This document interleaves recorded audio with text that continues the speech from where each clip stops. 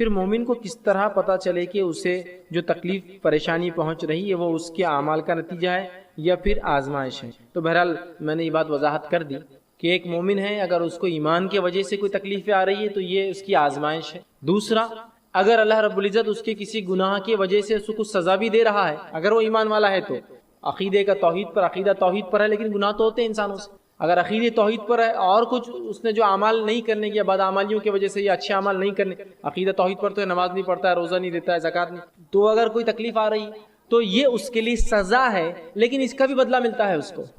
اگر اس کو عبرت کو سمجھ کے وہ اپنی زندگی بدل لے تو یہ سزا بھی اس کے لیے جو ہے آخرت میں باعث مغفرت بنے گی، اس کے گناہ کم ہو جائیں گے، یاد رکھیں۔ لیکن کوئی ان کے باوجود بھی اپنی زندگی نہ بدلے، گناہ میں ملوث ہے، ڈوبا ہوا اور گناہ کرتا ہی چلا جا رہا ہے، حالانکہ اللہ رب العزت اس کو ایک کے بعد ایک عذاب دے رہا ہے تاکہ وہ سمجھ جائے، تو پھر ایسے لوگوں کو پھر اللہ کیا کرتا ہے، جس طرف وہ چلتے ہیں اسی سرکشی میں ڈال کر جو اسی میں اکثر لوگوں کی موت ہو جاتی ہے، یا گناہ میں رہ کر وہ کبھی حق کی طرف نہیں آ پاتے۔ تو لہٰذا ایک بہت چھوٹا سا جو میں نے اصول پہلے بتایا پہلے جواب میں، وہ یہی ہے کہ ایک انسان اس کی بدعمالیوں کی وجہ سے تکلیفیں آتی ہے وہ اس کی سزا ہے، اور جو انسان ایمان پر چلے اور اس کو تکلیفیں آئے وہ اس کا جو ہے آزمائش ہے، اس آزمائش کے بدلے اس سے گناہ بھی معاف ہوتے ہیں، اور وہ مومن جو ایمان والے لیکن کچھ لرزشیں غلطیاں ہوتی ہیں ان کو بھی جو اللہ عذاب دیتا ہے، اگر اس سے نصیحت پا کر وہ جو عبرت حاصل کر لیتے ہیں تو یہ بھی ان کے لیے جو ہے باعث اجر بن جاتا ہے، ان کے گناہ انشاءاللہ اس میں بھی جو ہے اللہ رب العزت معاف کر۔ جب اللہ رب العزت مومنوں کو لیکن آزماتا ہے، ان کا ٹیسٹ لیتا ہے، تو یاد رکھیے اس آزمائش کا بدلہ بھی دیتا ہے۔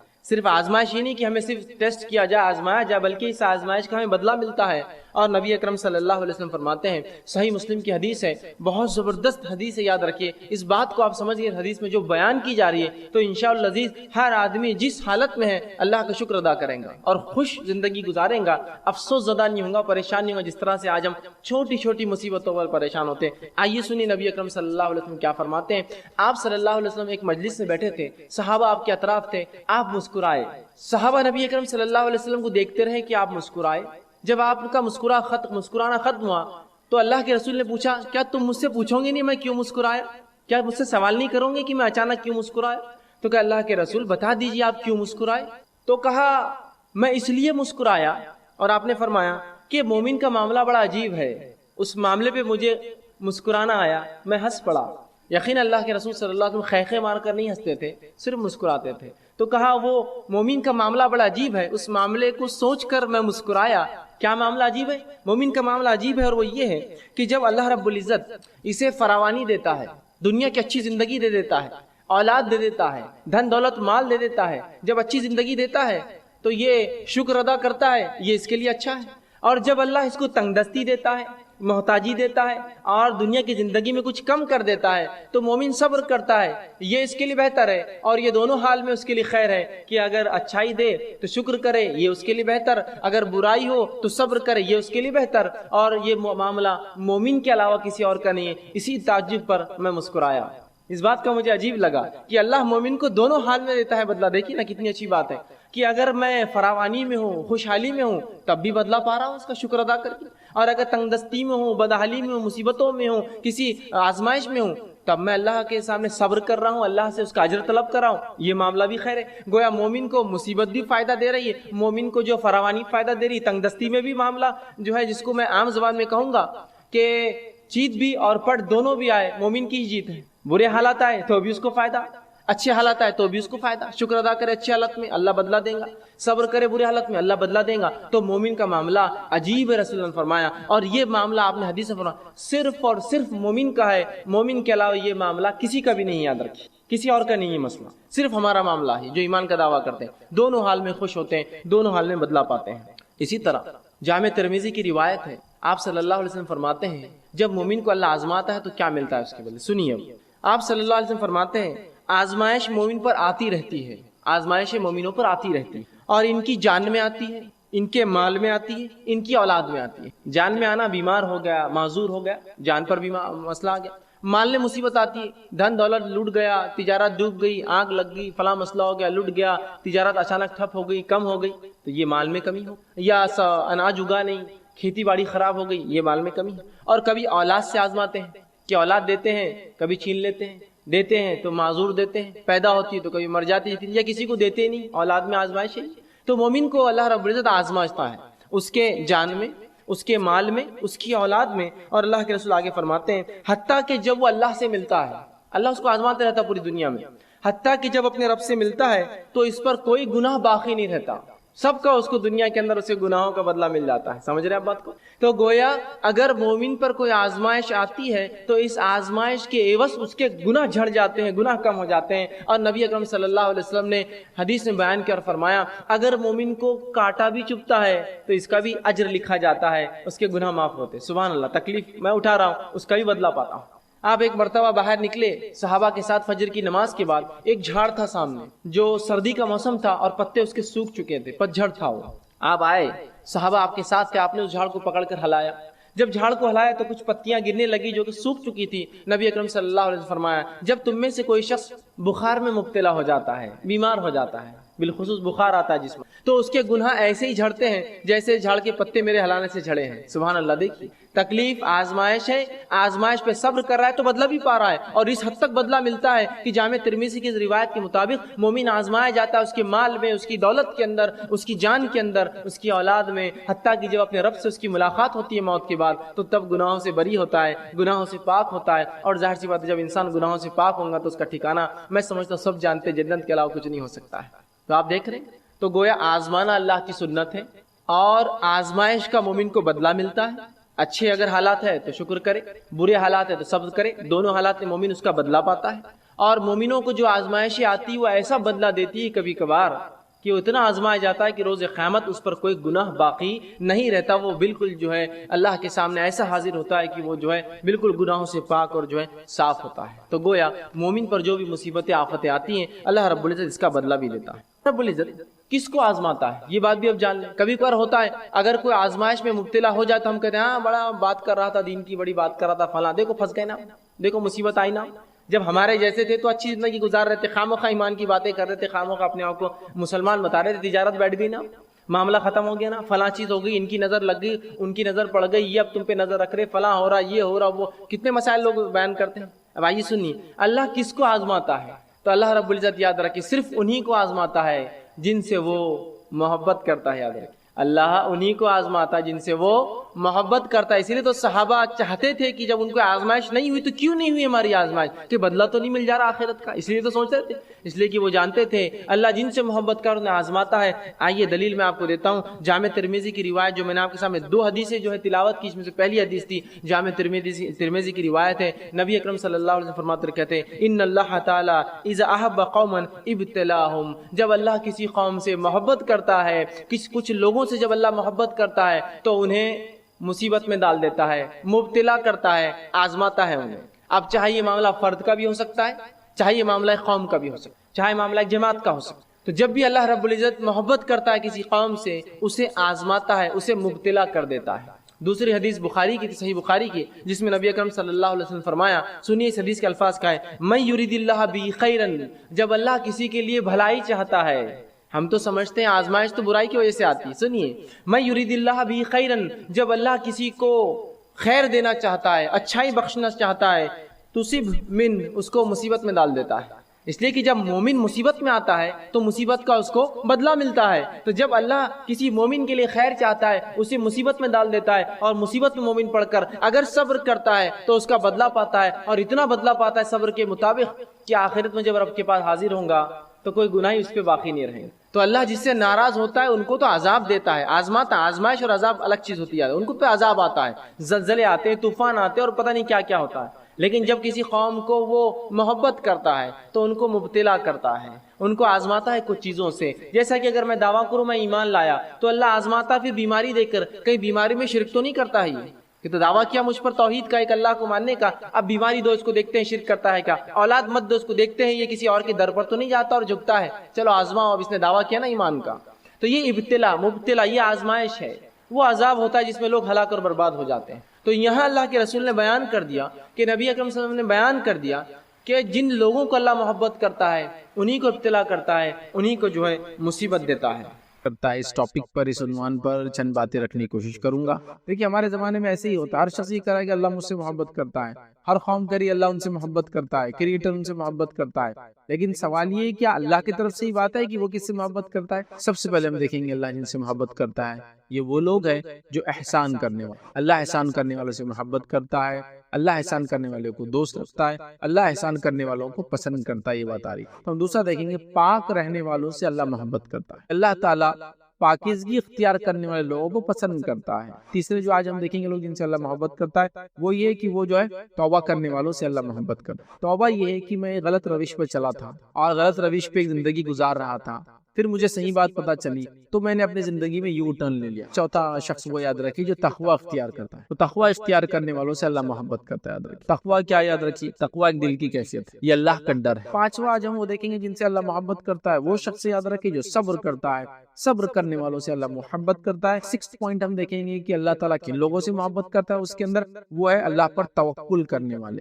ساتواں ہم دیکھیں گے وہ لوگ جن سے اللہ محبت کرتا ہے وہ ہے عدل اور انصاف کرنے والوں سے اللہ محبت کرتا ہے۔ ایٹ جو پوائنٹ ہم دیکھیں گے آج اللہ جن لوگوں سے محبت کرتا ہے وہ کون ہوں گے، یاد رکھیے وہ ہے اتباع رسول کرنے والوں سے اللہ محبت کرتا ہے، مطلب جو نبی اکرم صلی اللہ علیہ وسلم کے طریقے پر چلتے اللہ ان سے محبت کرتا ہے، یاد رکھیے۔ اور آج ہمارا معاملہ نبی اکرم صلی اللہ علیہ وسلم کی اطاعت فرمانبرداری کا کیا ہے؟ ہم اپنی دین اور شریعت کے ہر معاملے میں منمانی کرتے ہیں۔ نائنتھ ہم اپنے دیکھتے ہیں وہ کون سے لوگ ہیں، 90 آج جو ہم 10 لوگ دیکھ رہے ہیں ان میں سے کہ جن سے اللہ محبت کرتا ہے، یاد رکھیے وہ ہے آپس میں نرم دل رہنے والوں سے اللہ محبت کرتا ہے۔ جو 10واں آج ہم دیکھیں گے انشاءاللہ جس پوائنٹ اللہ جن سے محبت کرتا ہے وہ ہے جو فرائض کے علاوہ نوافل کی کثرت کرتے ہیں، اللہ ان سے محبت کرتا ہے۔ بسم اللہ الرحمن الرحیم، الحمدللہ رب العالمین، والصلاة والسلام علی رسولہ الکریم وعلی آلہ وصحبہ اجمعین۔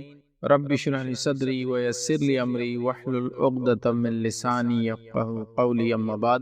تمام تعریفیں اس اللہ عز و جل کے لیے لائق و زیبا ہے جو تمام جہانوں کا بنانے والا اور اسے پالنے والا ہے، اور درود و سلام اس کے آخری نبی محمد صلی اللہ علیہ وسلم پر۔ الحمدللہ آج جیسے کہ آپ تمام کے سامنے اعلان کیا گیا تھا کہ میں چند باتیں آپ کے سامنے وہ لوگ جن سے اللہ رب العزت محبت کرتا ہے اس ٹاپک پر، اس عنوان پر چند باتیں رکھنے کی کوشش کروں گا۔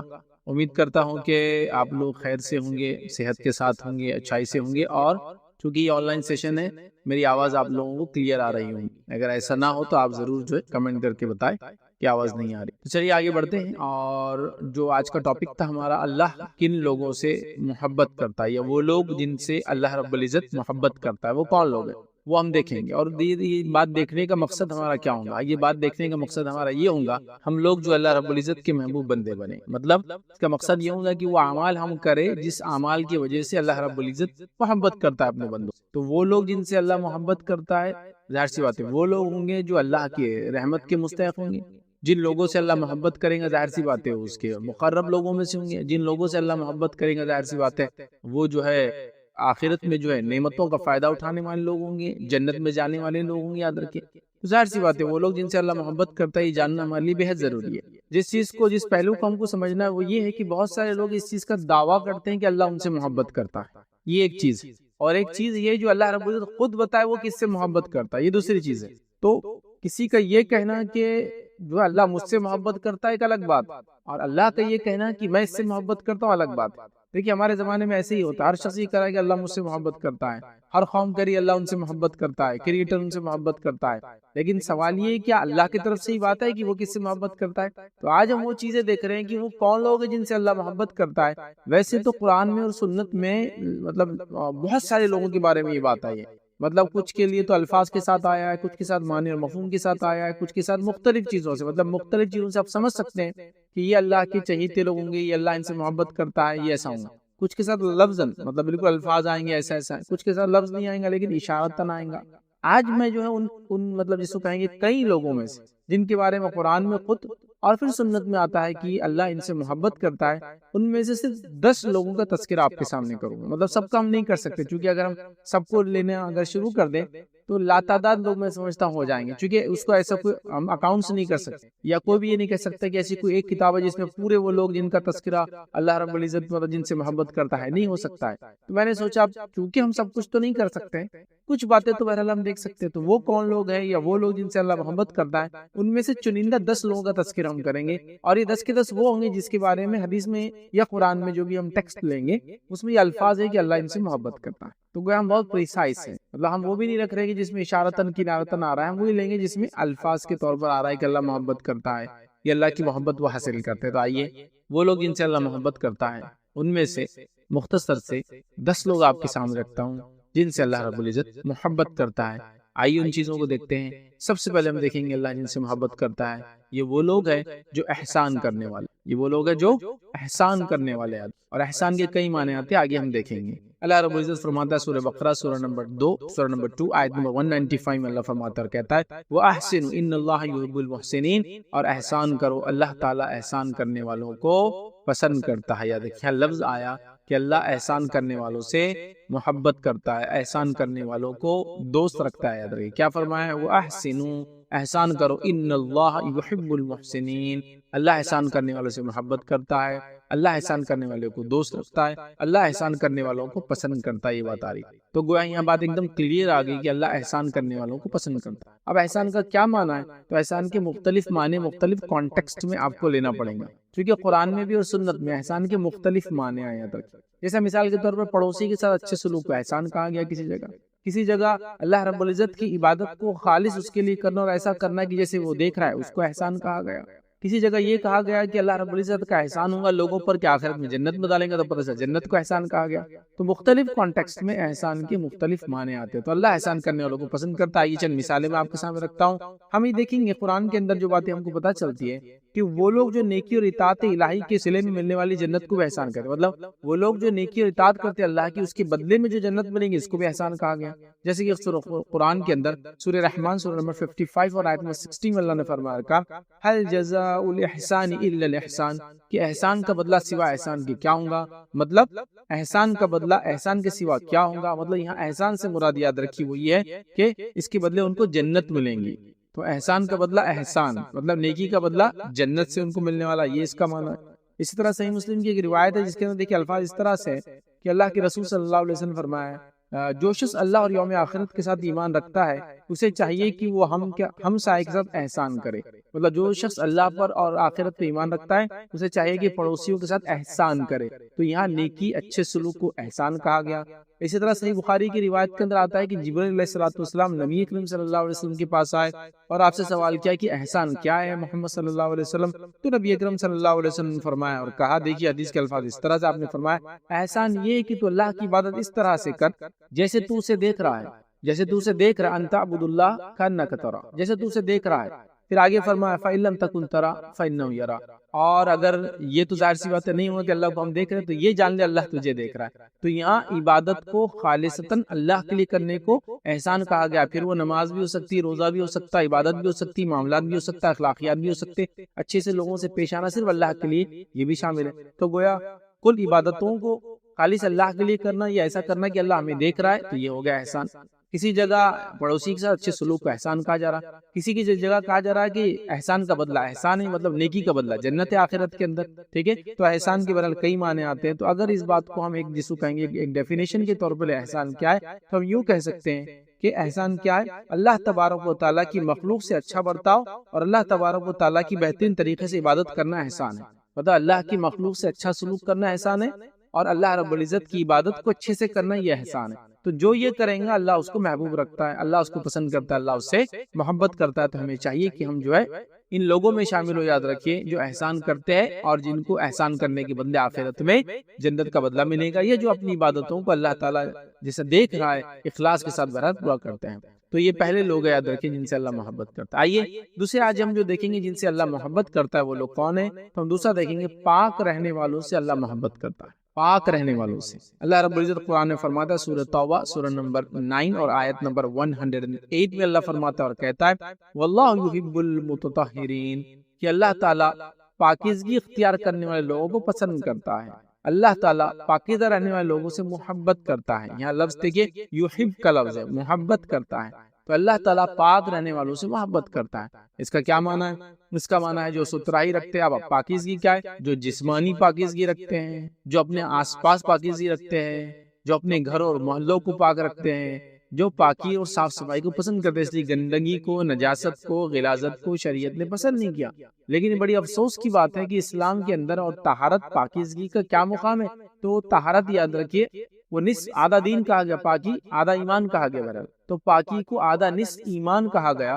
تو گویا پاکی کا اتنا زبردست تصور اسلام میں ہے کہ صاف صفائی ستھرائی کو اسلام پسند کرتا ہے کہ اس کو آدھا ایمان کہا گیا ادھر کہ پاکی آدھا ایمان ہے، اور پاکی آدھا ایمان کہنے کے باوجود بھی یاد رکھتی ہے، ہم آج دیکھتے ہیں کہ مسلمان جو ہے نہ اپنے سوچ کو، نہ اپنے خیالات کو، نہ اپنے ماحول کو، نہ اپنے اطراف کو، نہ اپنے جسم کو، کس چیز کو پاک نہیں رکھ رہے ہیں۔ بڑی تعجب کی بات ہے۔ مسلمان تو وہ لوگ ہونا چاہیے جو سب سے زیادہ صاف ستھرے رہتے ہیں، اس لیے کہ اللہ تعالیٰ ایسے لوگوں سے محبت کرتا ہے۔ اور اس کے تعلق سے یاد رکھیں، سنن ابن ماجہ کی ایک روایت ہے، ابو ہریرہ رضی اللہ عنہ فرماتے ہیں اور کہتے ہیں نبی اکرم صلی اللہ علیہ وسلم نے فرمایا، یہ آیت کریمہ اہل قباء کے لیے نازل ہوئی تھی، مطلب قباء کے لوگوں کے لیے آیت نازل ہوئی تھی۔ کون سی والی؟ یہ والی، کہ اللہ تعالیٰ جو ہے پاکیزہ لوگوں کو پسند کرتا ہے، اللہ تعالیٰ جو ہے پاک صاف رہنے والوں کو پسند کرتا ہے۔ یہ قباء کے لوگوں کے تعلق سے نازل ہوئی تھی۔ ابو ہریرہ فرماتے ہیں وہ پانی سے استنجا کرتے تھے تو ان کے متعلق یہ آیت نازل ہوئی۔ پھر انہوں نے فرمایا کہ کیا آیت کیوں نازل ہوئی تھی؟ آپ صلی اللہ علیہ وسلم فرمایا ان کے لیے ہوئی تھی، اور کس وجہ سے؟ وہ فرماتے اس لیے کہ یہ استنجا کرتے تو پانی سے کرتے، مطلب طہارت لیتے، صفائی کرتے تو پانی سے کرتے، یاد رکھیں، پیشاب وغیرہ کو جاتے تو پانی کا استعمال کرتے۔ تو یہاں دیکھیے جسمانی صفائی کی بات ہو رہی ہے، اس لیے میں نے کہا ہے جسمانی صفائی بھی ہے، خیالات کی صفائی بھی ہے، اپنے جسم کے دیگر اعضاء کی صفائی ہے، اپنے اطراف کی چیزوں کی صفائی ہے، اپنے گھر، اپنے ماحولیات کی صفائی کے بارے میں گویا اسلام اس چیز کو پسند کرتا ہے۔ ایک مسلمان کو چاہیے وہ پاک صاف رہنے کی بہرحال کوشش کرے، اور گندگی سے، غلاظت سے، چاہے سوچ کی ہو، چاہے جسمانی ہو، چاہے آس پاس کی ہو، بچے۔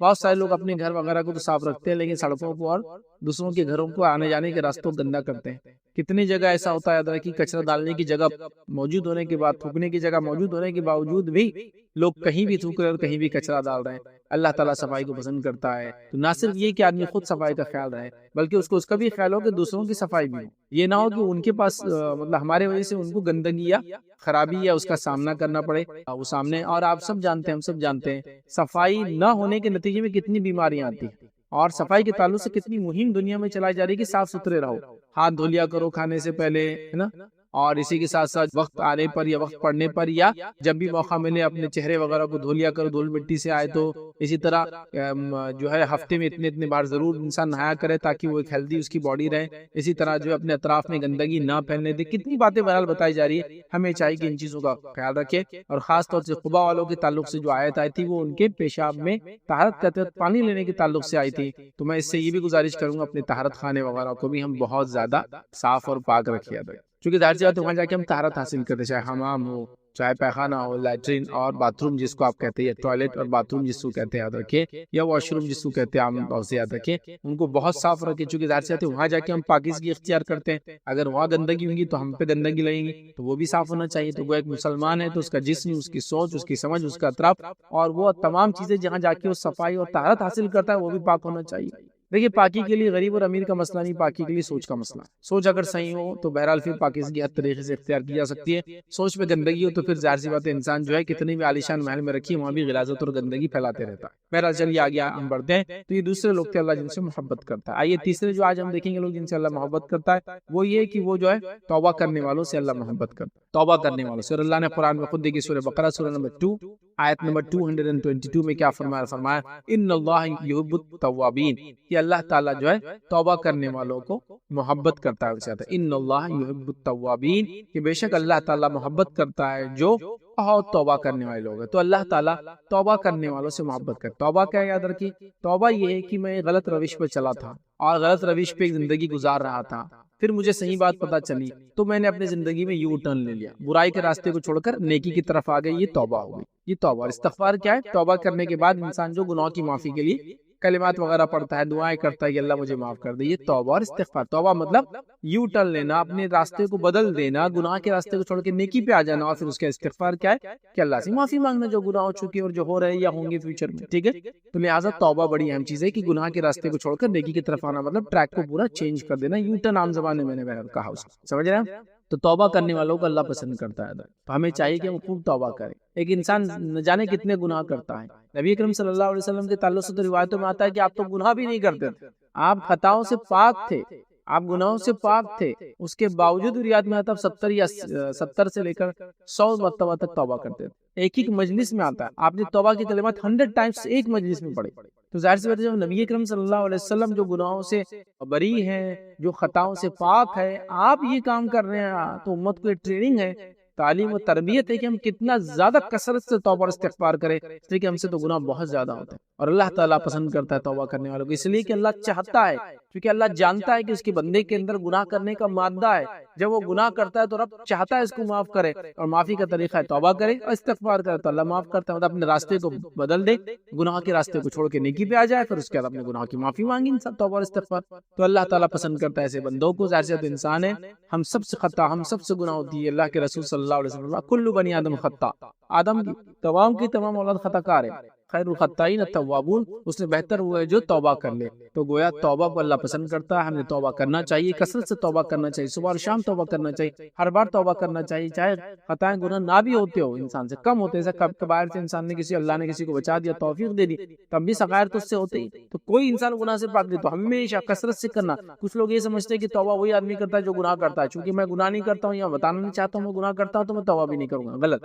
دوسرا، کچھ لوگوں کو توبہ کا طریقہ ہی نہیں پتا ہے، تو وہ کیا کرتے ہیں، نماز پڑھ لیتے ہیں، نماز پڑھنے کے بعد پہلے لیفٹ سائڈ یا رائٹ سائڈ دیکھتے ہیں، پھر لیفٹ سائڈ دیکھتے ہیں، جب دیکھ لیتے کوئی نہیں دیکھ رہا تو فوراً دونوں ہاتھوں کو لیتے ہیں اور اپنے گالوں کو لگا لیتے، توبہ توبہ توبہ توبہ۔ یہ توبہ نہیں ہے، یہ تو توبہ ہے ہی نہیں، مطلب ایسی کوئی توبہ ہی نہیں گالوں کو ہاتھ لگانے سے ہوتی ہے، سمجھ رہا؟ یہ تو شاید بچوں کو پنشمنٹ کے لیے بولا جاتا ہے کہ تمہارے گالوں کو ہاتھ لگاؤ سزا کے طور پر، کیا آئندہ نہیں کریں گے تو یوں کر کے اب نہیں کروں گا، کچھ تو بھی ہوگا پتہ نہیں، تو اس کو ایک سسٹم بناتا ہے۔ اچھا، اس میں بھی یہ ہوتا ہے کہ ادھر دیکھتا ہے آدمی، ادھر دیکھتا ہے، پھر توبہ کرتا ہے، اور اس میں بھی اچانک کوئی دیکھ لے رات گال پہ تھے تو فوراً نیچے کر دیتا ہے، تاکہ احساس نہ ہو کسی کو، کسی دوسرا آدمی بولے گا اچھا گناہ کیے تھے تم نے، ایسا نہیں ہے۔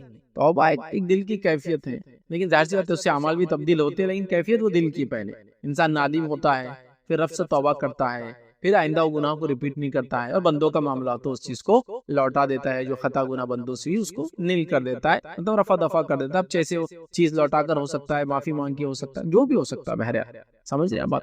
تو بہرحال توبہ کرنے والوں کو اللہ تعالیٰ پسند کرتا ہے، تو ہمیں چاہیے کہ ہم کثرت سے توبہ کرنے والے بنے، یاد رکھیے، ٹھیک ہے۔ اب آئیے آگے بڑھتے ہیں، آج جو ہم چیزیں دیکھ رہے تھے یاد رکھیے، خالص تو اچھا برابر، اس سے پہلے کہ آگے بڑھے، خالص توبہ کے لیے میں کچھ کنڈیشن جو میں رکھ دی ریپیٹ کر دیتا ہوں، خالص توبہ کے لیے دل میں نادم ہونا چاہیے انسان نے، پھر اللہ سے توبہ کرنا چاہیے، مطلب اپنے گناہ کے راستے کو چھوڑنا چاہیے۔ تیسرا، اس کے بعد جو ہے اپنے جو گناہ چکے ان کے لیے معافی مانگنا چاہیے، جو پاس میں ہو چکی، یاد رکھیے، نادم ہونے کے بعد، توبہ کرنے کے بعد، اور اسی طرح آئندہ نہ کرنے کا عزم جس کو ہم کہیں گے وہ انسان کرے، اور اس کے بعد اگر بندوں کا معاملہ ہو تو اس کو رفع دفع کر دے، تو یہ اس کی کنڈیشن ہے۔ آگے بڑھتے ہیں، ہم یاد رکھیں، چوتھا وہ کام یاد رکھیے جس کے کرنے سے اللہ محبت کرتا ہے، یا اللہ ان بندوں سے جن سے وہ محبت کرتا ہے، ان میں چوتھے لوگ جو میں آپ کے سامنے آج رکھا ہوں، یاد رکھیے، ان میں چوتھا شخص وہ یاد رکھیے جو تقوی اختیار کرتا ہے، تو تقوی اختیار کرنے والوں سے اللہ محبت کرتا ہے، یاد رکھیے۔ تقوی کیا، یاد رکھیے، تقوی ایک دل کی کیفیت ہے، یہ اللہ کا ڈر ہے، ٹھیک ہے، اور یہ اللہ کا ڈر صرف ڈر کے معنی میں نہیں، اللہ کا ڈر اس کی محبت کی وجہ سے پیدا ہوتا ہے، یہ اصل چیز ہے۔ تو لوگ بولتے ہیں میں ڈرنا کیسا، اب اللہ سے ڈر رہے، مطلب نعوذ باللہ کہ اللہ ڈراؤنی چیز ہے،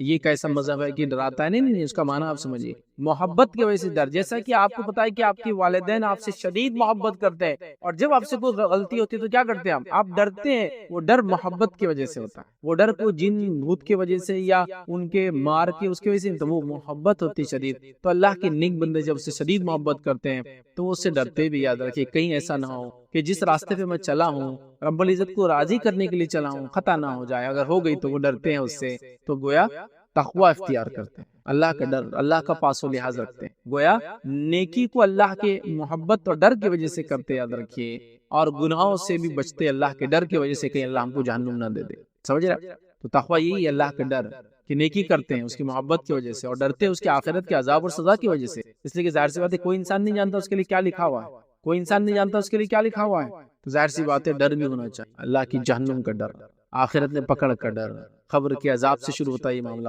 قبر عذاب نہیں، روح کو نکالنے سے معاملہ شروع ہوتا ہے، تو قبر میں، برزخ میں، اور آخر مقام محشر میں، صراط میں، اور اس صراط پر، اور اس کے علاوہ جو ہے آخرت میں، یاد رکھیے۔ تو بہرحال آخرت کا ڈر بھی ہو تو اللہ تعالیٰ تقوی اختیار کرنے والوں سے محبت کرتا ہے، یاد رکھیے۔ تو تقوی دل کی کیفیت ہے، یاد رکھیے۔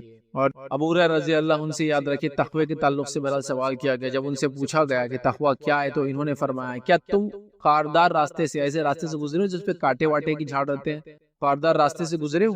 تو پوچھنے والے نے کہا ہاں، کہ بالکل میں گزرا ہوں، جی ہاں۔ تو انہوں نے پوچھا تم کیسے گزرتے تھے؟ اس نے کہا جب میں کانٹا دیکھتا تو اس سے ہٹ جاتا اور اس سے کچھ الگ ہو جاتا اور اس راستے کو چھوڑ کر دوسرا راستے اختیار کر لیتا. تو ابو ہریرہ رضی اللہ عنہ فرمایا یہی تقویٰ ہے. مطلب جب ان سے پوچھا گیا تقویٰ کیا ہے تو وہ فرما رہے ہیں کہ تم کبھی کانٹے دار راستے سے گزرے ہو؟ تو پوچھنے والے نے کہا ہاں گزرے. تو کہا جب کانٹا آتا ہے تو کیا کرتے؟ تو کہا بازو سے گزرتا ہوں یا پھر راستہ بدل دیتا ہوں. تو کہا یہ تقویٰ ہے جب ہم چل رہے ہیں اللہ کے راستے میں اور گناہ اور معصیت کی زندگی کو چھوڑ دیتے ہیں اور نیکی کی طرف آتے ہیں، اپنے روش کو بدل دیتے ہیں، اپنے چال ڈال کو بدل دیتے ہیں اللہ کے ڈر کی وجہ سے. تو یہی تقویٰ ہے اور اللہ تعالیٰ تقویٰ اختیار کرنے والوں سے محبت کرتا ہے. آئیے آگے بڑھتے ہیں. پانچواں آج ہم وہ دیکھیں گے جن سے اللہ محبت کرتا ہے. وہ شخص یاد رکھے جو صبر کرتا ہے. صبر کرنے والوں سے اللہ محبت کرتا ہے. اور اللہ رب العزت نے سورہ آل عمران سورہ نمبر 3 آیت نمبر 146 میں فرمایا کہا واللہ یحب الصابرین. اللہ تعالیٰ صبر کرنے والوں کو سے محبت کرتا ہے. اللہ تعالیٰ صبر کرنے والوں سے محبت کرتا ہے. تو آپ دیکھیے صبر کرنا کتنا بڑا عمل ہے. یاد رکھیے صبر اور شکر یاد رکھیے یہ دو عظیم نعمتیں ہیں. اللہ رب العزت نے جن کو بھی یہ نعمتیں عطا کی یاد رکھیے اس کو بڑا فضل کیا اپنا یاد رکھیے. اور ایک مومن بندے کا معاملہ ایسا ہی ہے جب اللہ اس کو عطا کرتا ہے تو شکر ادا کرتا ہے اور جب اس سے کوئی چیز آزمائش کے لے لیتا ہے تو صبر کرتا ہے. تو اسی لیے میں نے کہا یہ دو عظیم نعمتیں صبر اور شکر یاد رکھے. تو ہمیں ہمیشہ ان دو چیزوں کو بھولنا نہیں چاہیے اور صبر کرتے رہنا چاہیے اور اللہ جس بھی حال میں رکھے اس کا شکر ادا کرتے رہنا چاہیے چونکہ اللہ صبر کرنے والوں کو پسند کرتا ہے. یاد رکھیے ٹھیک ہے. اور انسان کی ظاہر سی بات ہے زندگی میں دو ہی کیفیتیں ہوتی ہیں، ایک خوشی والی ایک غم والی، ایک اچھائی والی یا ایک تنگدستی والی. تو جب اچھائی والی کیفیت خوشی والی تو شکر ادا کیجیے، جب تنگدستی اور پریشانی والی کیفیت ہو تو پھر صبر کیجیے. بس یہی ہم کو کرنا ہے. اور یہی بات یاد رکھیے نبی اکرم صلی اللہ علیہ وسلم نے بھی یوں فرمائی روایت کے اندر صحیح مسلم کی روایت ہے یاد رکھیے. اور رسول اللہ صلی اللہ علیہ وسلم نے فرمایا اور کہا مومن کا معاملہ بھی بڑا عجیب ہے. اور فرمایا عجیب ہے اس کا ثواب کہیں نہیں گیا. مطلب اس کا معاملہ عجیب ہے، ہر حالت میں اس کو ثواب ملتا ہے، اس کا ثواب کہیں نہیں جاتا، ہر حالت میں ملتا ہے.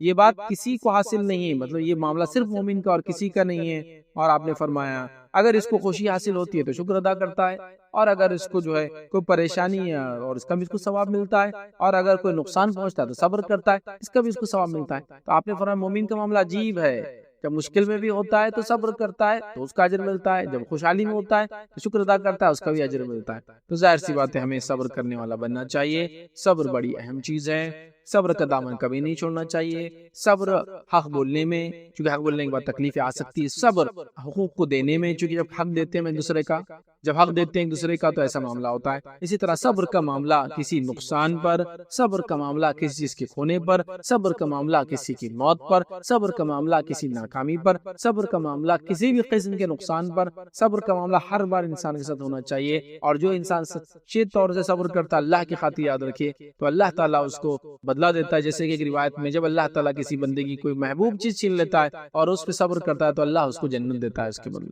اور صبر کا بدلہ سوائے جنت کے اور کچھ بھی نہیں یاد رکھتا. تو کسی کی موت پر صبر، کسی کے سے جانے پر صبر، بیماری کے آنے پر صبر، بزنس کے ڈاؤن ہونے پر صبر، کا نتیجے میں فیل ہونے پر صبر ہم کو کرنا ہے. یاد رکھیے اپنی کوشش جاری رکھنا ہے لیکن اس کے بعد بھی نتیجہ جب ایسا ہے تو صبر کرنا. آئیے آگے بڑھتے ہیں. صبر یاد رکھیے بڑی فضیلت والی چیز ہے، بڑی اہم چیز ہے. اور یہ جتنے پارٹ میں دیکھیے اب تک جتنی باتیں آپ کو کہہ رہا ہوں یہ ہر ایک جو پوائنٹ میں لے رہا ہوں اس سے میرے آلریڈی ایک لیکچر موجود. ہر پوائنٹ پہ آپ جو بھی لے لیں، صبر لے لیں، تقویٰ لے لیں، اس کے علاوہ جتنے پوائنٹس میں اس سے پہلے لیتا چلا رہا ہوں یاد رکھیے طہارت کے معاملے میں لے لیں، سارے ہی عنوانات پہ آپ اگر میرے نام سے ڈالیں گے تو آپ کو کمپلیٹ لیکچرز بھی اس کے ملیں گے. بہرحال چلیے آگے بڑھتے ہیں. اور آج کا جو 6th پوائنٹ ہم دیکھیں گے کہ اللہ تعالیٰ کن لوگوں سے محبت کرتا ہے اس کے اندر وہ ہے اللہ پر توکل کرنے والے. اللہ پر توکل کرنے والوں سے اللہ محبت کرتا ہے. توکل مطلب وہ ہے کہ جس ذات پر بھروسہ کیا گیا ہو تو مکمل بھروسہ اسی پر ہو، اس کو بولتے ہیں توکل. جیسا کہ اگر میں کہتا ہوں میرا اللہ پر یقین ہے، بھروسہ ہے، تو اس کا مطلب یہ کہ کمپلیٹ ریلائنس میرا اللہ پہ رہوں گا، مکمل طور سے عقیدہ میرا ہوگا کہ اللہ ہی سب کچھ کرنے والا ہے، اس کے علاوہ ذرہ برابر بھی میرا اس کے علاوہ کچھ نہیں. اس کو کہتے ہیں توکل. مطلب جس ذات پر اعتماد کرنے کا دعویٰ کیا گیا ہو کلی طور سے دل اور جسمانی اعتبار سے اسی پہ اعتماد کرنا، کمپلیٹ ٹرسٹ، یہ توکل. تو توکل کرنے والوں سے اللہ محبت کرتا ہے. قرآن میں اللہ رب العزت نے فرما رکھا سورہ آل عمران سورہ نمبر 3 آیت نمبر 159 میں اللہ نے فرمایا ان اللہ یحب المتوکلین. اللہ تعالیٰ توکل کرنے والوں سے محبت کرتا ہے. اللہ پہ ٹرسٹ کرنے والے، اللہ پہ بھروسہ کرنے والوں سے، توکل کرنے والوں سے اللہ تعالیٰ محبت کرتا ہے. اور یقینا اللہ پر توکل ہر حالت میں کہ رزق اللہ دینے والا ہے، مصیبت اللہ دینے والا ہے، تکلیف ہٹانے والا اللہ ہے، کوئی چیز، ہر چیز میں توکل اللہ پر، سمجھ رہے ہیں بات کو؟ تو یہ ضروری یاد رکھیں۔ آئی عمر بن خطاب رضی اللہ عنہ کی نے ایک روایت کی نبی اکرم صلی اللہ علیہ وسلم سے، جامع ترمذی کی یہ حدیث ہے۔ آپ صلی اللہ علیہ وسلم فرما دے کہ حدیث کا الفاظ اس طرح سے کہ اگر تم اللہ پر توکل بھروسہ کرو جیسا اس پر توکل بھروسہ کرنے کا حق ہے، تو تمہیں اسی طرح رزق ملے گا جیسے وہ پرندوں کو رزق دیتا ہے۔ صبح وہ بھوکے نکلتے ہیں اور شام واپس جو ہے لوٹ آتے ہیں، تو جو ہے پیٹ بھر کر واپس آتے ہیں۔ صبح بھوکے نکلتے ہیں اور شام آسودہ ہو کے، مطلب پیٹ بھر کر واپس آتے ہیں۔ تو اگر تم بھی پرندوں کے جیسا توکل کرو تو اللہ رب العزت تمہیں ویسی روزی دے گا جیسا پرندوں کو دیتا ہے، کہ ہر مارننگ صبح وہ نکلتے ہیں تو خالی پیٹ ہوتے ہیں، رات میں بھر پیٹ واپس آتے ہیں۔ تو پرندوں کا توکل مکمل طور سے اللہ رب العزت پہ ہے۔ تو اگر انسان بھی اللہ رب العزت پہ مکمل توکل کرے گا تو اللہ رب العزت بھی جیسے پرندوں کو روزی دیتا ہے ویسے ہم کو بھی روزی دیں گا۔ یہ بڑی افسوس کی بات ہے کہ انسان بڑا ناشکرا ہے اور فوراً اس کا توکل کا وہاں ڈگمگا جاتا ہے۔ جیسا ایمان پر ہے اور ایمان کے ساتھ ساتھ وہ حلال روزی کمانے کی کوشش کر رہا ہے، سود نہیں لے رہا ہے، رشوت خوری نہیں کر رہا ہے، دھوکہ نہیں دے رہا ہے، جھوٹ نہیں بول رہا ہے، لیکن اس کو آگے شیطان بولتا ہے جھوٹ نہیں بولیں گا تو بزنس کیسا چلے گا؟ اب اس کا توکل اللہ پر سے ہٹ جا رہا ہے۔ وہ یہ سوچتا ہے کہ شاید میں سچ بولوں گا تو اب رزق نہیں ملے گا، تو توکل اس نے اللہ پہ سے ہٹا دیا۔ اس نے یہ سوچا کہ جھوٹ بولنے سے رزق ملتا ہے، اس لیے حدیث سے فرمایا جا رہا ہے کہ تم اگر ویسا توکل کرو جیسے پرندے کرتے ہیں تو اللہ بھی تم کو ویسی روزی دیں گا جیسا پرندوں کو دیتا ہے۔ صبح خالی پیٹ نکلتے ہیں اور رات میں بھر کر آ جاتے ہیں۔ توکل تو کرو اللہ کا، لیکن توکل کا ہرگز ہی بھونڈا اور بھدا معنی کوئی نہ لے کہ توکل کا معنی ہے گھر میں پڑے رہوں اور یہ بولوں کہ اللہ کو دینا ہوگا رزق تو اللہ دے دیں گا۔ ہرگز یہ معنی نہیں ہے۔ یہ بات بالکل توکل میں ہے کہ ایک انسان اگر بیمار ہے، مشکل میں، پریشانی میں، زلزلے آ گیا، اس میں دباؤ ہوا ہے، تو یقیناً یہ توکل تو تب ہوگا ہی چونکہ وہ کچھ کوشش نہیں کر سکتا بیچارہ کہ اللہ ہی سب کچھ کرنا۔ لیکن اس کا یہ معنی نہیں کہ میں ہٹا کٹا رہا ہوں، سب کچھ سہولتیں موجود ہو اور کوئی بھی، کیونکہ اسباب کو اختیار کرنا سنت ہے، تو لوگ بونڈا معنی لے رہے ہیں۔ جس میں بھی اللہ نے کوشش نہیں کر رہے، اللہ دینا چاہے تو دے دیں گا۔ ایگزام میں پڑھ رہے نہیں اور یہ سوچ رہے کہ اللہ پاس کرنا چاہے تو پاس کر دیں گا۔ کہ تجارت میں محنت نہیں کرے اور سوچے اللہ کامیاب کرنا چاہے تو کر دیں گا۔ اسی طرح کسی کام میں محنت کر کے کوئی چیز اسٹیبلش نہیں کرے، سوچے اللہ چاہے تو کر دیں گا۔ ایسا تو پھر اللہ سب کچھ کر سکتا ہے نا۔ آپ کی کوشش کہاں ہے موجود؟ آپ کوشش کیجئے، سنت یہ کہ کوشش کرنا ہے۔ توکل میں اسباب اختیار کرنا ضروری ہے، تو لہٰذا کوئی توکل کا معنی یہ نہ لے کہ گھر میں بیٹھوں گا اور منہ میں رزق آ جائے گا۔ ایسا تو آپ جو ہے کسی جھاڑ کے نیچے بھی لیٹے تو آگے منہ میں جو پھل نہیں گرتا اس کا۔ اسباب اختیار کرنا ہے، کوشش کرنا ہے، آپ سمجھ رہے ہیں؟ تو لہٰذا پرندے گھونسلوں میں بیٹھتے نہیں ہیں، پرندے حدیث میں گھونسلوں سے نکلتے ہیں، اسباب اختیار کرتے ہیں۔ تو پرندوں کے جیسا توکل مطلب پرندے گھونسلوں سے نکلتے ہیں، خالی پیٹ بھر پیٹ آتے ہیں، تو ہم کو بھی ویسی توکل کرنا ہے کہ اللہ دینے والا، نکلو تو صحیح دنیا میں، جاؤ تو صحیح کمانے کے لیے، کوشش تو کرو کامیابی کے لیے، نتیجہ اللہ کے ہاتھ میں، کوشش تو کرو حق کے لیے، لڑائی کے لیے، کہ حق کے لیے میں ڈٹ جاؤں گا، جو ہوگا دے توکل اللہ پر۔ پھر کوشش کچھ نہیں، بس اللہ سب کچھ کرے گا، تو ایسا تو اللہ تعالیٰ پھر ہر چیز کر سکتا ہے، پھر دنیا بنانے کی وغیرہ ضرورت کیا ہے؟ اسباب اختیار کیجئے، یہ سنت ہے۔ تو توکل کرنے والوں سے اللہ محبت کرتا ہے۔ آئیے ساتواں ہم دیکھیں گے وہ لوگ جن سے اللہ محبت کرتا ہے، وہ ہے عدل اور انصاف کرنے والوں سے اللہ محبت کرتا ہے۔ عدل و انصاف کرنے والوں سے اللہ محبت کرتا ہے، اس کی بہت کمی آج کی دنیا میں۔ عدل اور انصاف کرنے والوں سے اللہ محبت کرتا ہے۔ اللہ نے قرآن میں کیا فرمایا؟ سورہ مائدہ سورہ نمبر 5 آیت نمبر 42 میں اللہ نے فرمایا رکھا، ان اللہ یحب المقسطین، کہ اللہ تعالیٰ جو ہے یقیناً بے شک اللہ عدل کرنے والوں سے محبت رکھتا ہے۔ ٹھیک ہے، اللہ عدل کرنے والوں سے، عدل اور انصاف کامنلی اردو میں یوز ہوتا ہے، لیکن عدل کرنے والوں سے، مقسطین کہا، جو عدل کرتے ہیں، انصاف قائم کر دے، یاد رکھیے یہ بہت اہم چیز ہے، یاد رکھیے یہ بہت اہم چیز ہے، یاد رکھیے۔ ٹھیک ہے، تو انصاف کرنا بڑی اہم چیز ہے، یاد رکھیے۔ اور انصاف کرنے کے تعلق سے، یا ایک منصف بادشاہ، انصاف کرنے والے بادشاہ کے بارے میں نبی اکرم صلی اللہ علیہ وسلم نے کیا فرمایا؟ آپ نے فرمایا وہ لوگ جو 7 لوگ عرش کے سائے کے نیچے ہوں گے روز قیامت، جس روز دوسرا کوئی سایہ نہ ہوگا، اس میں سے یاد رکھیے وہ 7 لوگوں میں ایک وہ ہے، ایسا بادشاہ، یاد رکھیے، جو عدل اور انصاف کرتا تھا، یا ایسا حکمراں جو عدل اور انصاف کرتا تھا، وہ سائے میں ہوں گے۔ تو عدل اور انصاف ضروری ہے۔ آج ہمارے پاس عدل اور انصاف کی شدید کمی ہوگی، شدید سمجھتے نا، ایکسٹریم کمی ہوگی عدل اور انصاف۔ ہم بچوں میں انصاف نہیں کرتے ہیں، ہم بیویوں میں انصاف نہیں کرتے ہیں، ہم گھر والوں میں انصاف نہیں کرتے، ہم پڑوسی میں انصاف نہیں کرتے، اپنا خاندان والا سامنے آ گیا تو سامنے والے سے انصاف نہیں کرتے۔ ہو رہا ہے نہیں ہو رہا ہے؟ دیکھیے اب یہ ہو رہا ہے، بھائی میرا بھائی غلط کیسے ہو سکتا؟ تو ناانصافی، تو ناانصافی دنیا میں بھر چکی ہے، اور جب ناانصافی دنیا میں ہوتی ہے نا، یاد رکھیے، تو پھر قتل و غارت بھی، خون خرابے، جنگیں اور تمام فتنے فساد ہوتے ہیں۔ انصاف بڑا اہم ہے۔ زمین پہ جب بھی ظلم ہوگا اور انصاف کے خلاف کام ہوگا، یاد رکھیے، تو نتیجہ یہ ہوگا زمین جو ہے شر سے، فتنوں سے، فساد سے بھرنے والی ہے۔ تو انصاف بڑی اہم چیز ہے۔ تو ہم لوگ چھوٹے سے لے کر بڑے لیول تک انصاف کرنے والے بنے، یاد رکھیے۔ عرش کے سائے میں ایک انسان ہوگا، حکمراں ہوگا، جو عدل اور انصاف کرتا تھا۔ اسی طرح ایک روایت میں آتی ہے، انس بن مالک رضی اللہ عنہ فرماتے اور کہتے ہیں، اور یہ سلسلۃ الحدیث صحیحہ کی روایت ہے، اور حدیث کے الفاظ اس طرح سے کہ ایک آدمی نبی اکرم صلی اللہ علیہ وسلم کے پاس بیٹھا ہوا تھا، اس کے پاس اس کا بیٹا آیا، اس نے اسے بوسہ لیا اور اس کو اپنے گود میں بٹھا لیا، اور بعد میں اس کی بیٹی آئی، اس نے اس کو بوسہ نہیں لیا، اسے اپنے ساتھ بٹھا لیا لیکن اس کو بوسہ نہیں لیا۔ نبی اکرم صلی اللہ علیہ وسلم نے فرمایا اس کے درمیان انصاف کیوں نہیں کیا، یعنی بیٹے کو بوسہ لیا تو بیٹی کو بھی بوسہ لیتا۔ یہاں یہ بھی پتہ چل گیا بیٹا اور بیٹی میں فرق نہیں کرنا چاہیے، اس اعتبار سے کہ کوئی ایک افضل ہے اور ایک مفضول ہے، دونوں اللہ کی نعمتیں ہیں، دونوں اللہ کے نزدیک برابر ہیں، دونوں اللہ کی دین ہے جو انسان کو اللہ دیتا ہے، یاد رکھیے، ٹھیک ہے۔ تو یہاں ہمارے پاس بیٹوں کا کریز ہوتا ہے ایک تو، اور کریز کے ساتھ ساتھ فری مسئلہ ہوتا ہے کہ بیٹیوں کو بڑا حقیر سمجھا جاتا ہے، یہ غلط بات ہے، ٹھیک ہے۔ تو بہرحال تو نبی اکرم صلی اللہ علیہ وسلم نے بیٹے کو بوسہ دے کر گود میں بٹھا اور بیٹی کو صرف بٹھا لیا، تو آپ نے کہا کہ تو انصاف کر، تو پتہ چلا بچوں میں انصاف، محبت میں انصاف، جتنا ہو سکتا، کمپلیٹ نہیں ہو سکتا، ٹھیک ہے، لیکن انصاف ظاہری طور سے بیٹے کو بوسہ لیتا بیٹی کو بھی لیتا۔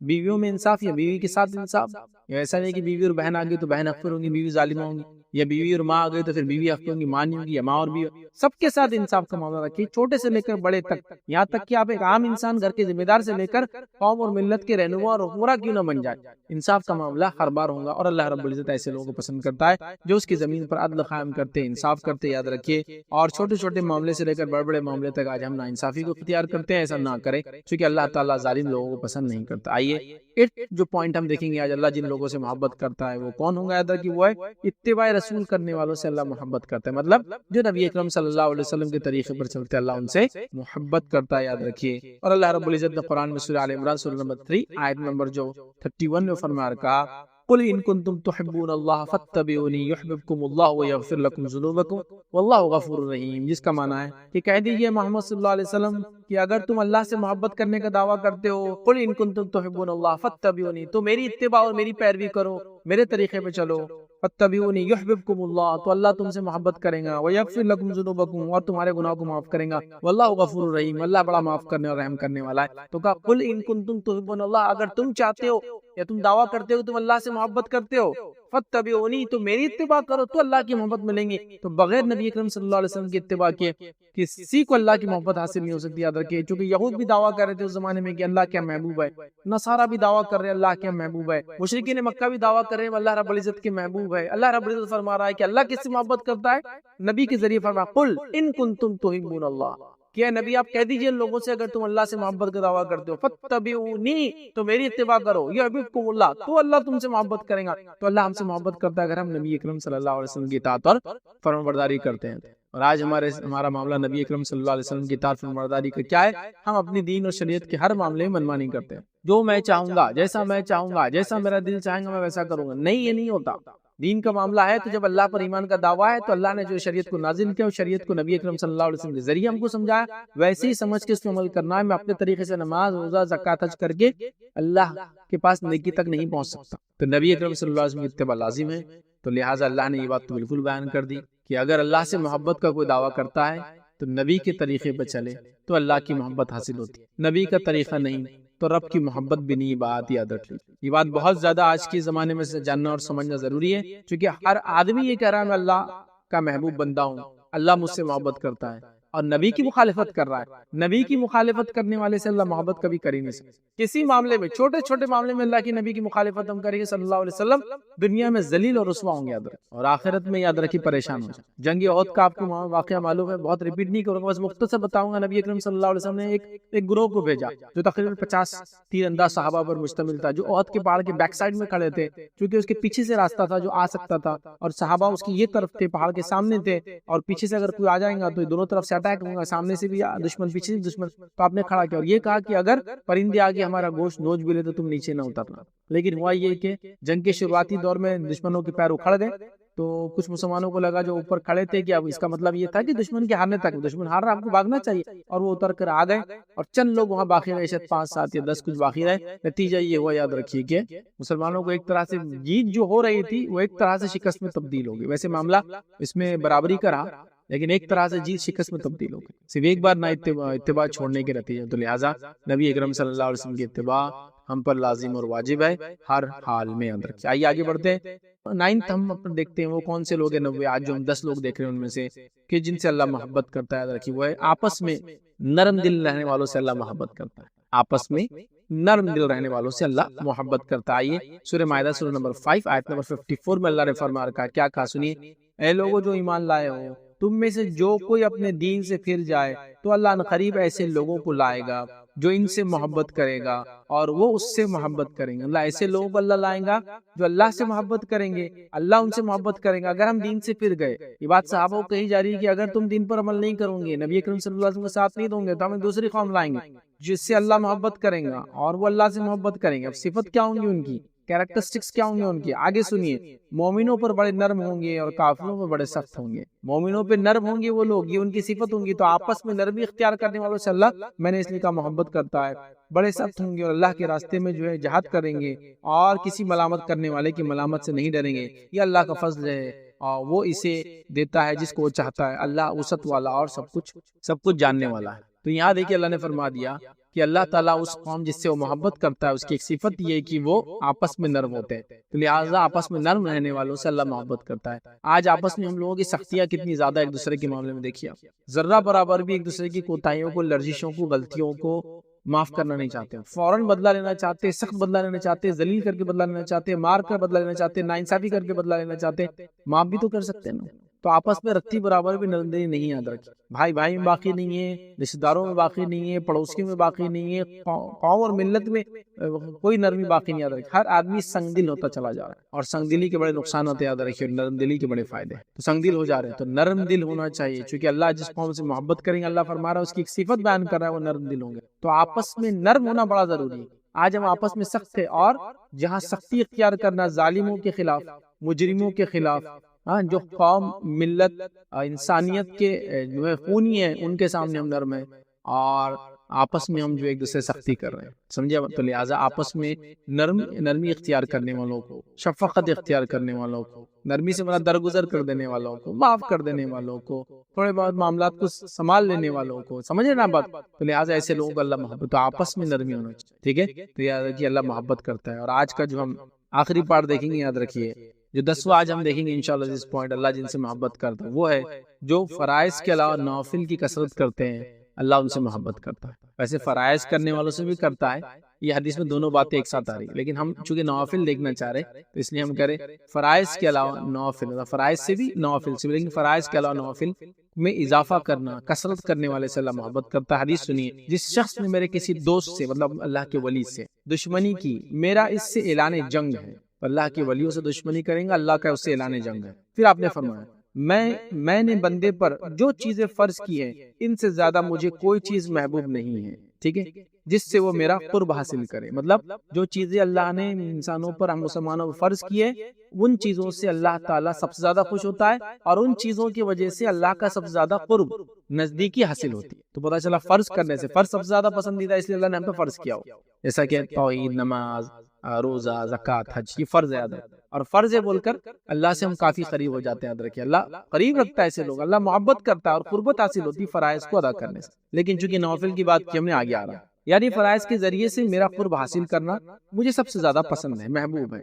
میرا بندہ نوافل کے ذریعے بھی میرا قرب حاصل کرتا ہے، حتیٰ کہ میں اس سے محبت کرنے لگ جاتا ہوں۔ تو فرائض سے تو میں کرتا ہی ہوں، اللہ فرما رہا ہے محبت، لیکن پھر میرا بندہ جب نوافل کرتا ہے اور نوافل میں اضافہ کرتا ہے تو میں اس سے محبت کرنے لگ جاتا ہوں، یاد رکھیں لگ جاتا ہوں۔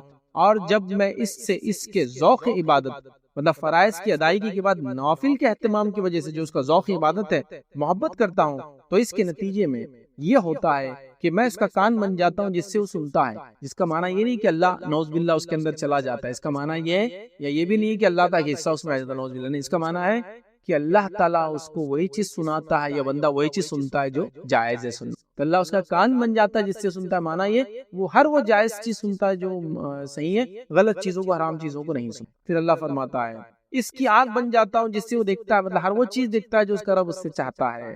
اس کے وہ ہاتھ بن جاتا ہوں جس سے وہ پکڑتا ہے، مطلب ہر وہ چیز بندہ پکڑتا ہے جو جائز ہے، حرام چیزوں کا ہاتھ نہیں لگاتا ہے۔ اور اس کا پیر بن جاتا ہوں جس سے وہ چلتا ہے، اس کا مطلب یہ کہ ہر وہ جائز کام کرتا ہے، اس کام کی طرف چلتا ہے جو اللہ پسند کرتا ہے، ناجائز حرام کاموں کی طرف نہیں چلتا ہے۔ پھر فرمایا جس سے چلتا ہے، اور اگر وہ مجھ سے کسی چیز کا سوال کرتا ہے تو میں اسے ضرور عطا کرتا ہوں۔ پھر اگر مجھ سے کوئی چیز کا سوال کرتا ہے، دعا کرتا ہے، مانگتا ہے تو میں اس کو دے دیتا ہوں۔ اور اگر وہ کسی چیز سے پناہ طلب کرتا ہے، دشمن سے، مصیبت سے، مشکل سے، تو میں اس کو پناہ دے دیتا ہوں، اور کسی چیز کو سر انجام دینے سے مجھ سے کوئی تردد نہیں ہوتا سوائے مومن کے نفس قبض کرنے کے، مطلب پھر کوئی چیز مجھے اس معاملے میں روکتی نہیں سوائے اس کے کہ اس کی نفس قبض کرنے کے لیے، کہ وہ موت کو ناپسند کرتا ہے اور مجھے اس کا غم اندوہ ناپسند لگتا ہے۔ ٹھیک ہے، تو یہاں نبی اکرم صلی اللہ علیہ وسلم نے جو بات بتائی کہ اللہ تعالیٰ کا قرب حاصل کرنا، اس کی محبت حاصل کرنے کا سب سے بڑا ذریعہ فرائض ہے، لیکن چونکہ ہم دیگر عبادتیں دیکھ رہے تو میں نے فرائض کو نہ رکھتے ہوئے نوافل کی بھی چونکہ فضیلت ہے اس میں، حالانکہ 2 پوائنٹ اس میں آ رہے ہیں، تو نوافل کے نتیجے میں یہ ہوتا ہے کہ جب انسان فریضہ ادا کرتا ہے تو اللہ سے قریب ہوتا ہے، لیکن اور اضافہ کرتا ہے جب نوافل کا فرض کے بعد تو اللہ سے وہ قریب ہو جاتا ہے، اللہ اس سے پھر محبت کرنے لگ جاتا ہے، اور اس کی محبت کے نتیجے میں یہ ہوتا ہے کہ وہی چیز سنتا ہے جو اللہ چاہتا ہے، وہی چیز دیکھتا ہے جو اللہ چاہتا ہے، وہی جگہ چیزوں کو پکڑتا ہے جو اللہ چاہتا ہے، اور انہی چیزوں کی طرف چلتا ہے جو اللہ چاہتا ہے، یہ اس کو فائدہ ہوتا ہے۔ پھر وہ اللہ سے دعا کرتا ہے، اللہ اس کی دعا سنتا ہے، اللہ سے پناہ طلب کرتا ہے، اللہ اس کو پناہ دے دیتا ہے۔ لہٰذا کتنی زبردست بات یاد رکھیے اس میں کہی گئی، تو لہٰذا پتہ چلا فرائض کے علاوہ نوافل کرنے سے ہمیں اللہ کا قرب حاصل ہوتا ہے، محبت حاصل ہوتی ہے، اور یقیناً اب رمضان کا مہینہ قریب ہے، ہم جو لیکچر دیکھ رہے ہیں تو ہمیں چاہیے کہ ہم نوافل کا اضافہ ابھی سے شروع کر دیں، تاکہ پھر رمضان آتے آتے ہمارا نوافل میں اور اضافہ ہو جائے اور ہم نیکیوں کی طرف اور زیادہ بڑھنے والے اور نیکیوں کو زیادہ سے زیادہ کرنے والے بہرحال بن جائے۔ تو آئیے یہ 10 پوائنٹ تھے جو میں نے مناسب سمجھی۔ اللہ کن لوگوں سے محبت کرتا ہے وہ باتیں میں آپ کے سامنے رکھوں، یا وہ لوگ جن سے اللہ محبت کرتا ہے۔ تو کئی لوگوں سے کرتا ہے اللہ، ویسے تو قرآن و سنت میں بہت ساری باتیں آتی ہیں، لیکن اتنا وقت نہیں رہا، ہم نے 10 لوگوں کو میں نے چنا اور 10 پوائنٹ کی شکل میں آپ کے سامنے رکھا کہ یہ وہ 10 لوگ ہیں جن سے اللہ نے محبت کے بارے میں خود کہا۔ ایک تو میں دعویٰ دوں اللہ مجھ سے محبت کرتا ہے، یہ دعویٰ سچ جھوٹ دونوں ہو سکتا ہے، لیکن یہ بات اللہ کی طرف سے آ رہی ہے کہ اللہ کن سے محبت کرتا ہے، اور یہ بات 10 لوگوں کو ہم نے دیکھا، تو ہمیں چاہیے کہ ان اعمال کو ہم کرنے کی کوشش کریں اور اپنے نفس کے اندر ان اعمال کو ڈالیں۔ بہرحال اسی پہ اپنی بات کو ہم ختم کریں گے۔ اللہ رب العزت سے دعا ہے کہ اللہ سبحانہ تعالیٰ جو کچھ باتیں کہے گی اس پر عمل کرنے کی ہمیں توفیق عطا فرمائے، ہمیں ہر قسم کے گناہ اور معصیت سے بچائے، ہمیں جو اپنا محبوب بندہ بنائے، جب تک ہمیں زندہ رکھے اسلام اور ایمان پر زندہ رکھے، خاتمہ ہمارا ایمان پر ہو۔ وآخر دعوانا الحمدللہ رب العالمین، سبحان ربک رب العزت عما یصفون وسلام علی المرسلین والحمدللہ رب العالمین۔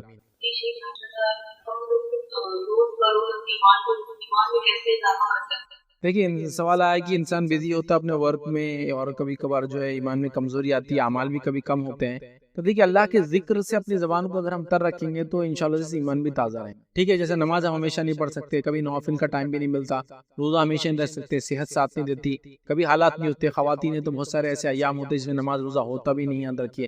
تو اس میں کیا کرنا ہے؟ تو آپ اللہ کے ذکر سے اپنی زبان کو تر رکھیے، یاد رکھیے، اس سے ایمان تازہ ہوتے رہتا ہے۔ دیکھیے رمضان کے اندر ہماری ایمانی کیفیت الگ ہوتی ہے، رمضان کے بعد الگ ہوتی ہے۔ کیوں ایسا ہوتا ہے؟ رمضان میں کیا چیز ہم زیادہ کرتے ہیں بتائیے؟ اللہ کا ذکر تو زیادہ کرتے ہیں، توبہ کرتے ہیں، استغفار کرتے ہیں، قرآن کو سنتے ہیں، قرآن کو پڑھتے ہیں، تو اللہ کے ذکر کے بڑھنے کی وجہ سے ہماری ایمانی کیفیت بھی بلند ہو جاتی ہے۔ تو لہٰذا اگر کچھ نہ بھی کر سکے تو ذکر، سبحان اللہ، الحمدللہ، استغفر اللہ، ماشاء اللہ، انشاءاللہ، تبارک اللہ، سلام وغیرہ، مطلب جو چھوٹے چھوٹے اذکار ہے ان کو آپ کنٹینیوس کرتے رہے۔ اس کے علاوہ بھی ظاہر سی بات ہے آپ نمازوں میں اضافے کا اہتمام، روزے میں اضافے کا اہتمام کریں، لیکن یہ ایک چیز میں بتا سکتا ہوں جو کامنلی ہم کر کے اپنے ایمان کو فریش اور تر و تازہ رکھ سکتے ہیں۔ دوسرا، ایسی مجلس اور ایسے لوگوں میں بیٹھنے کی کوشش کیجیے جہاں جانے سے بھی آپ کا ایمان تر و تازہ ہو جاتا ہے، کہ تو ایسی بہت ساری مجلسیں جہاں جانے سے ایمان میں کمزوری، کٹوتی، گھٹاوٹ جس کو کہتے ہیں، برائی آ جاتی ہے اور ایمان بوجھل ہو جاتا ہے، لیکن کچھ مجلسیں ایسی بھی جن میں جانے سے آپ کا ایمان ریفریش نہیں گا، تو ایسے مجلسوں میں بیٹھے تو اللہ کے ذکر سے زبان کو تر رکھیے، اچھی مجلسوں میں جانے کی بہرحال کوشش کیجیے، جہاں بھی بیٹھے اللہ کو یاد کیجیے اور اچھے عمل کرنے کی کوشش کیجیے، تو میں سمجھتا ہوں ایک ریفریشمنٹ یا بوسٹر یا اسٹیمولس ہم کو ملتا رہے گا، اور بہرحال پھر جب بھی وقت ملے تو اللہ سے قرب حاصل کرنے کے لیے بڑے اعمال جیسے نماز میں نوافل کا اضافہ، تلاوت قرآن ہے اور نفل روزے وغیرہ، تو اس سے اور انسان اللہ کا قرب بھی حاصل کرتا ہے اور انسان کا ایمان بھی تر و تازہ رہتا ہے۔